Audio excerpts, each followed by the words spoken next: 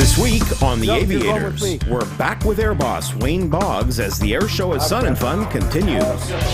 Weather threatens to ground the antique warbirds on day 2 of the event. Blue Angel number 7, the Navy jet team's narrator, finally gets into Lakeland. And the unexpected happens, threatening to ground the last few days of the air show and making this Sun and Fun one that won't soon be forgotten.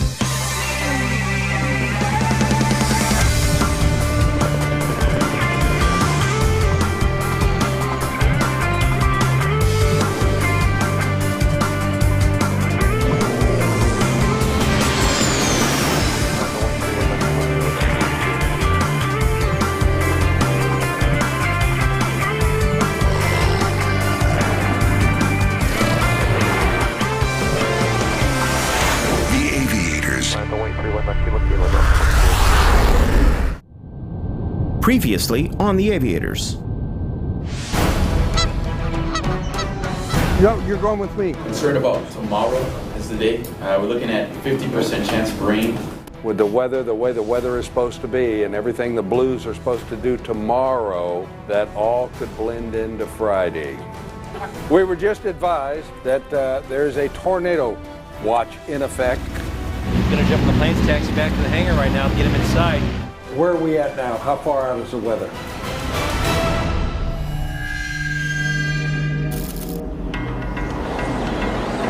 All right, all warbirds, listen up. Since there is still some time before the storm is projected to hit, Wayne puts the decision to go on out to the warbird performers. I'm going to give you my opinion. I sincerely think we ought to stand down.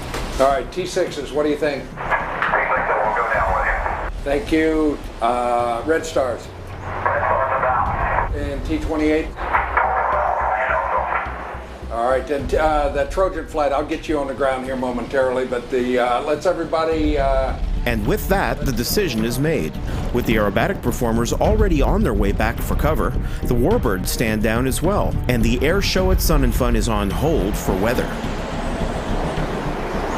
We have a tremendously large weather system that is actually just probably about 30 to 40 miles north of our position now, moving southeastbound, which means it's moving right for us. And it's moving at 70 miles an hour. It's got hail in it, 70 mile an hour winds, and these types of things. The storm may or may not hit Lakeland Linder Regional Airport, as the air boss, Wayne, is the one man who can make the call to put the show on hold, and he now has to live with that decision. What we have done now is the show is not necessarily canceled. The warbird portion is canceled. We've taken all the performers, put them back in the hangar, and put them on standby. If the system comes through and clears back out or misses us, we will re-coordinate with air traffic control, take the airspace back, and then put on some type of an abbreviated show.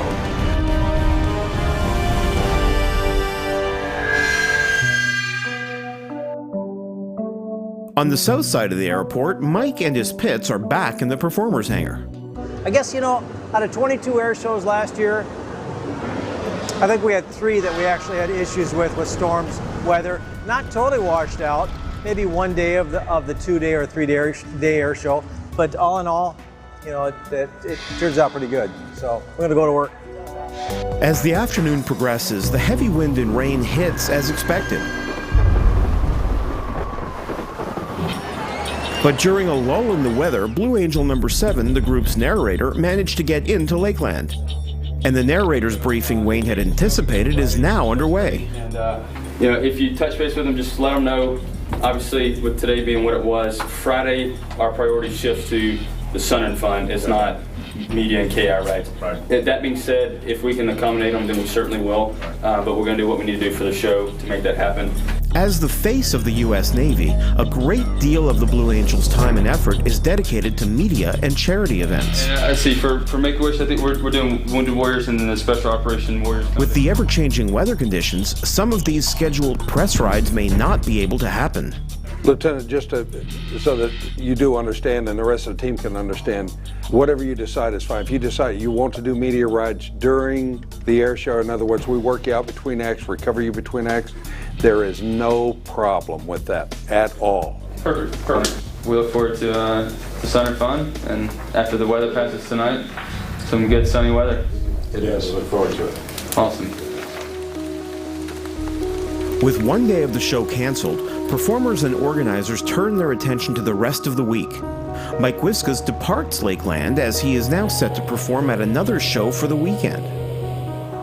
All of Sun and Fun lies in wait, hoping for the weather to improve. But on Thursday, it doesn't.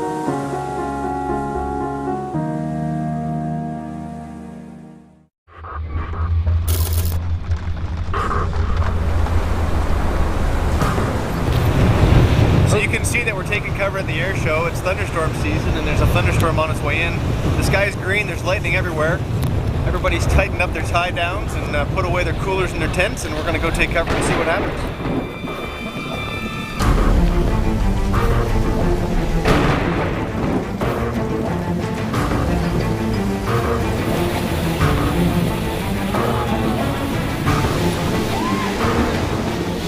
This is incredible.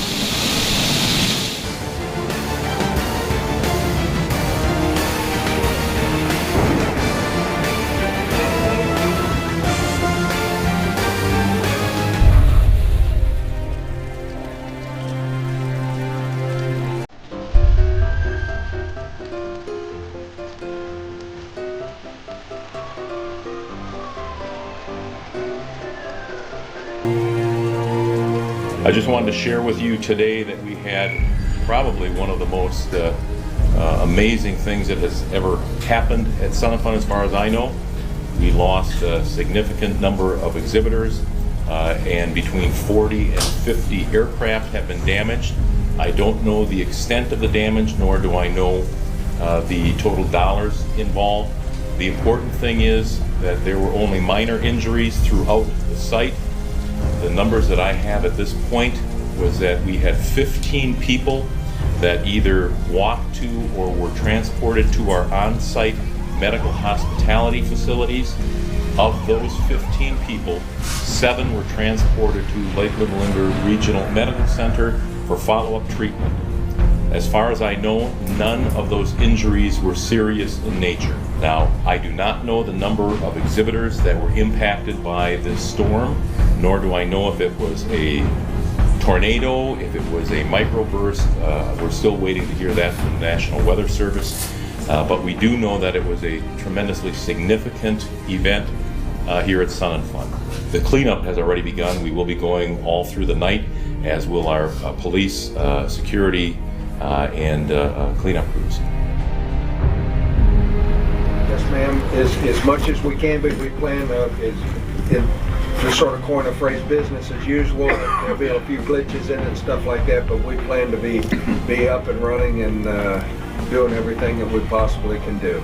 So.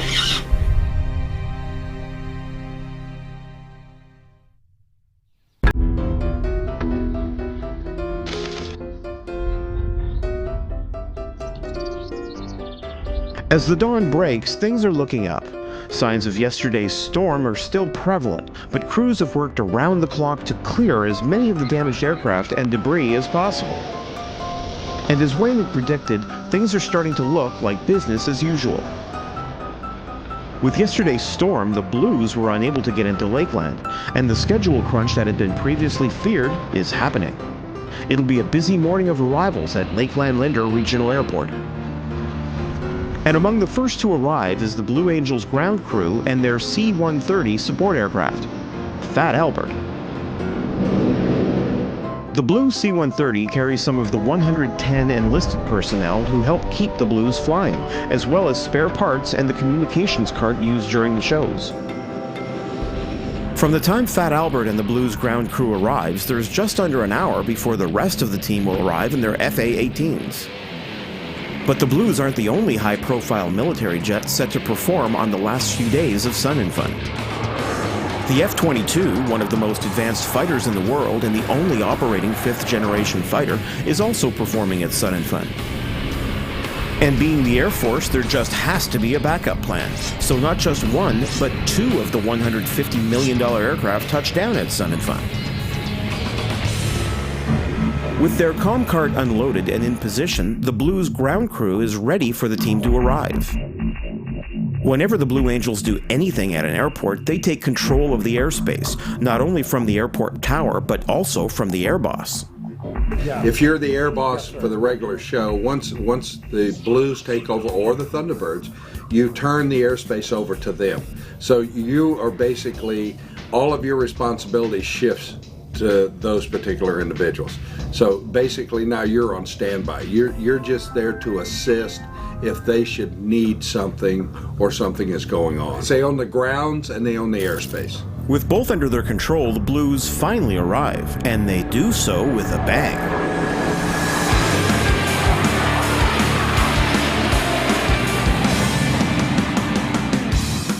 To land, the Blues break off from the Delta formation one by one and land in sequence, starting with the team leader, Blue Angel number 1.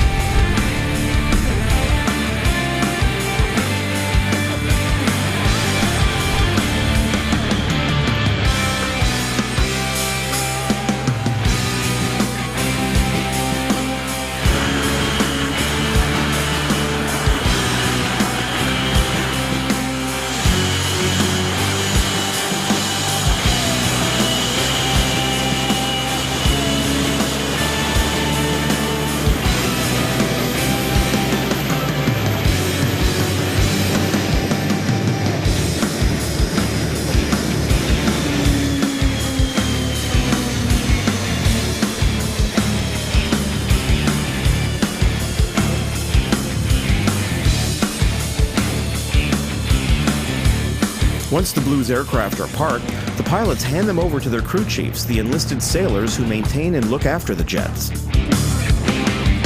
This is my airplane. The pilot, like we like to joke around and say, this is my jet. The pilot just flies it around. Watching our maintenance crew work is an unbelievable part of my job. Lieutenant C.J. Simonson is the pilot of Blue Angel 6. It's eye-watering what these guys can do in, what would take a normal fleet squadron 2 days, they can get it done in 3 hours. And specifically the relationship that I have with my crew chief. I'm assigned 2 crew chiefs. One will go with me at each show site, and no kidding, they're up at 6 a.m. starting the jet, making sure that everything's good to go for the demonstration. And once they're done touching it, nobody else touches it. So when I shake their hand, when I'm ready to get in my jet, I look at them in the eye and I know that the jet is good to go and I'm going to be safe for the demonstration. Today, the crew chiefs have to refuel and turn the jets around right away so the Blues can conduct their circle maneuvers at 12 o'clock. But as Lieutenant Simonson describes, on a regular performance day, the Blues ground crew will be up bright and early doing what they call a morning turn. During the morning turn, I'm going to start up the jet. AO3 A.J. Varner is the crew chief on Blue Angel 6. Check the engines to make sure all the parameters are correct, make sure that the fuel flow is right on the jet, ensure that all the lighting systems work in the aircraft, ensuring that all the flight control surfaces move properly, ensure that the fuel is moving through the jet properly, and I ensure that the smoke system is working properly as well. This procedure is vastly different from what a regular Navy or Marine pilot and their crew chiefs go through. For Marine F-18s, the pilots themselves go through the run-up and walk-around procedures, and they may find themselves sitting on the deck for 30 minutes or more. Normally we'll do like a flight control check. In the regular Navy, we'll do all these specific checks to make sure everything's good to go. We trust our crew chiefs to do that here in the Blue Angels because we don't have time. Well, we do have time, but it's not very fun for the crowd to sit there and watch a 45-minute startup. We're actually taxiing 4 minutes and 4 seconds after we get the APU online. With the Blues, the crew chiefs take to the pilot seats and work with their fellow enlisted sailors to go through all the system checks. First mech on the jet, he helps me with any kind of things I need help with during the morning turn and during the turnaround inspection. We communicate using hand signals because obviously with the sound of the jets, it's very hard to hear anyone. The hand signals we use are very unique to ensure that safety under the aircraft. No people are under there while I'm moving flight controls to ensure that nobody gets injured. The first hand signal that I demonstrate to him is just a simple 3, and that's telling him to start the APU, start the jet up, and then I'll go through a series of a 2 and a 1 to start either engine on the aircraft. After the engines are online, we'll go through hand signals such as opening flaps, half flaps, final checking signals. These signals are for the surfaces to start moving and for the final checkers to look over the jet to make sure there's no hydraulic leaks during the surfaces moving. Since the Blues flew in from their base in Pensacola, Florida this morning, the morning turn would have been done there. Normally, for a weekend performance, the Blue Angels arrive on a Thursday, practice on a Friday, and perform Saturday and Sunday. But with yesterday's storm, they're having to push all of Thursday's tasks into today, Friday. And as expected, this is causing some headaches for Air Boss Wayne Boggs. Well, anytime that we have a military jet team, such as the Blue Angels or the Thunderbirds, or a military parachute team or so forth, we need a TFR. So what the TFR does in the air show arena, it not only protects supposedly spectators, but it protects airplanes from flying in and becoming a hazard to the performers and stuff like that. The TFRs go out way in advance, and people, if you violate a TFR, they will actually suspend your pilot's license. That's how severe this can be. So pilots are very, very sensitive about TFRs. Well, with all the weather, we've had to change all the TFRs, and it's changed on a daily basis. So you as a pilot, you're planning on coming to Sun and Fun, you've called up, you've checked all the TFRs, and they're saying this time, you hop in your airplane. Well, while you're doing all of this, the TFRs got changed. So you've flown all the way from southern Georgia down here, and here you are arriving, and guess what? The airport is closed. You can't come in, so forth and so on. So now you have a very irate individual. So while the Blues have to rush to get in their necessary practice and calibration maneuvers, private pilots are trying to squeeze into Lakeland whenever the airspace is available.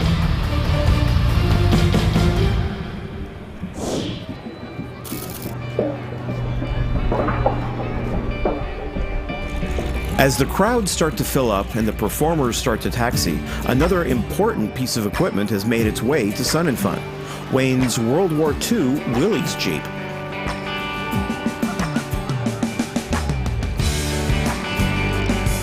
Across the field, the Blue Angels ground crew have the best seats in the house as the air show begins.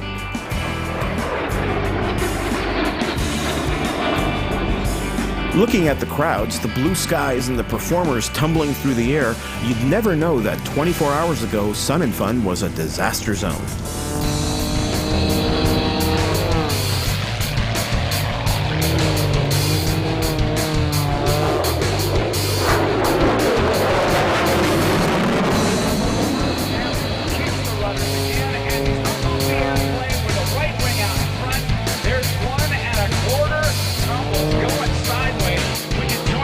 But today's main event is the U.S. Navy Blue Angels. Cleared for takeoff.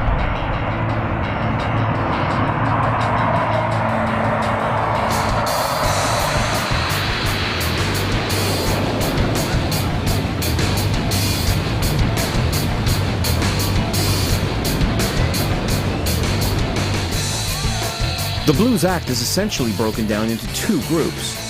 The Diamond, Blue Angels 1 through 4, take off together. These four aircraft perform as a tight precision unit throughout the show. This includes a diamond formation where the wingtips of one fighter and the canopies of another are only 18 inches apart. Blue Angel number 6, flown by Lieutenant Simonson, and Blue Angel 5 fly as solo aircraft and take off while the other 4 are in formation. Well, one of my favorite maneuvers is the knife edge, which is the first solo pass that we do. And it's basically we just come at each other and then we're gonna knife edge. And it's gonna look like we're gonna hit each other. What we do is, so that we don't hit each other, is he's gonna have a specific line. Typically it'll be the inboard edge of the runway. I'll take the outboard edge. I'm always gonna line up on that. And I'm also gonna set the altitude delta. In order for us to make it look like we're gonna hit at center point, I need to be actually a little bit above him if I'm outboard of him, if that makes sense. It's all the parallax, smoke and mirrors, yep. So these are all the things that are going through my head as I'm, coming down the line. I'm gonna make sure that I've got him in sight, make sure I'm on my line and on my altitude and airspeed, and then do the maneuver to make it look like we're gonna hit.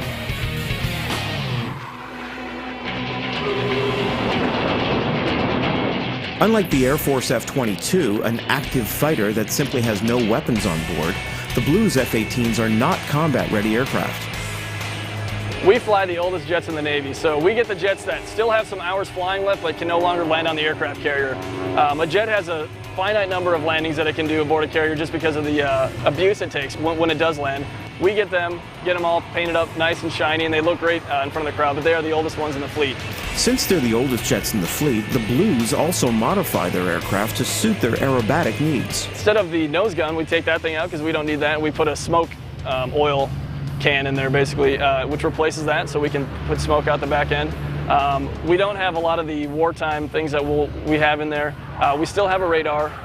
We still have a lot of our navigational things that we need to fly from show site to show site, but basically the war fighting tactical stuff has been taken out to save weight.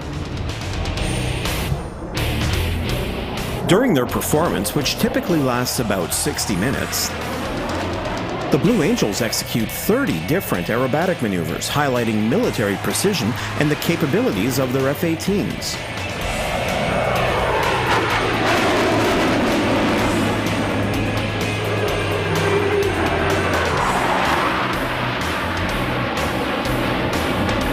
For the grand finale, all 6 jets come together and perform a Delta formation breakout to finish out the show.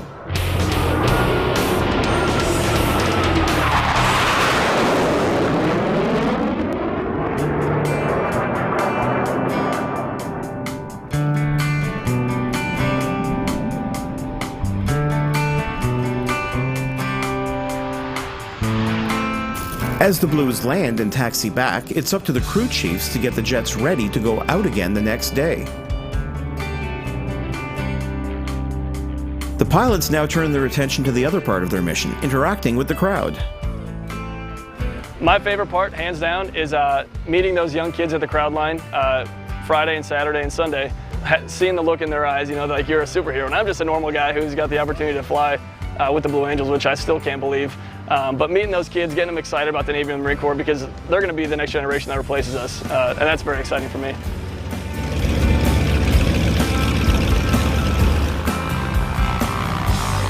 With the Blues on the ground and the air show over, a rush of aircraft arrive at Lake Landlinder as the airspace is once again open.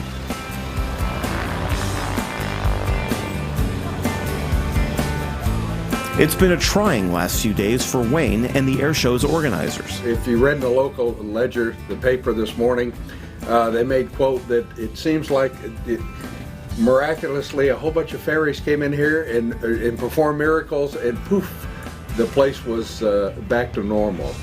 But the air show went as normal. We had great crowds, and it's a very, very unfortunate event. But a lot of hard work by an awful lot of people have really pulled it back together. There's still 2 more days of air show at Sun 'n Fun, but for now, Wayne's immediate attention must turn to the rare night air show. Even at night, there's no rest when you're the air boss.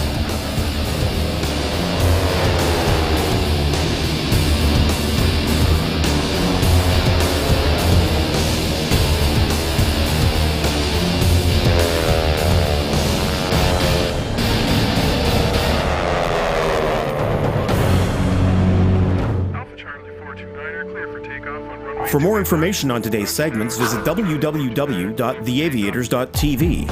From our official home at the Whitman Regional Airport in Oshkosh, Wisconsin, we'll see you next time on The Aviators.